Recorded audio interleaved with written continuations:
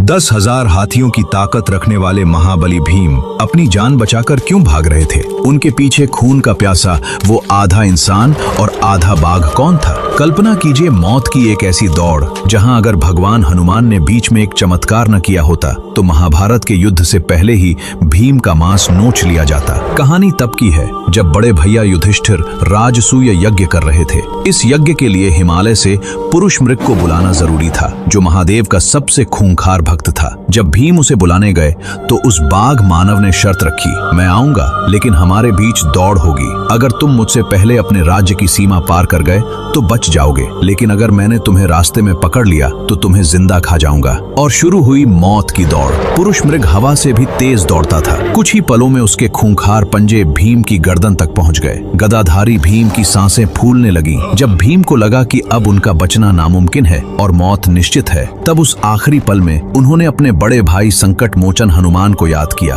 भीम की पुकार सुनते ही साक्षात हनुमान जी आसमान में प्रकट हुए। बजरंग बली जानते थे कि पुरुष मृग महादेव का अंधा भक्त है। जैसे ही वो राक्षस भीम को दबोचने वाला होता, हनुमान जी आसमान से ठीक उसके रास्ते में एक बेलपत्र गिरा देते। चमत्कार देखिए, उस बेलपत्र के गिरते ही वहां एक चमकता हुआ शिवलिंग प्रकट हो जाता। शिव का वो खूंखार भक्त अपनी दौड़ छोड़कर तुरंत वहीं रुक जाता और महादेव की पूजा करने लगता। इसी का फायदा उठाकर भीम आगे भाग निकलते। पूरे रास्ते हनुमान जी बेलपत्र गिराते रहे और भीम भागते रहे। जब भीम इंद्रप्रस्थ पहुंचे, उन्होंने महल के अंदर छलांग लगाई, लेकिन उनका एक पैर बाहर रह गया, जिसे पुरुष मृग ने पकड़ लिया। तब बड़े भैया युधिष्ठिर ने न्याय करते हुए कहा कि पुरुष मृग सिर्फ उस पैर का हिस्सा मांग सकता है जो बाहर है। युधिष्ठिर के इस धर्म और न्याय को देखकर वो खूंखार राक्षस शांत हो गया और उसने भीम को छोड़ दिया। हनुमान जी की बुद्धि और युधिष्ठिर के धर्म के लिए कमेंट्स में जय बजरंगबली और हर हर महादेव जरूर लिखें।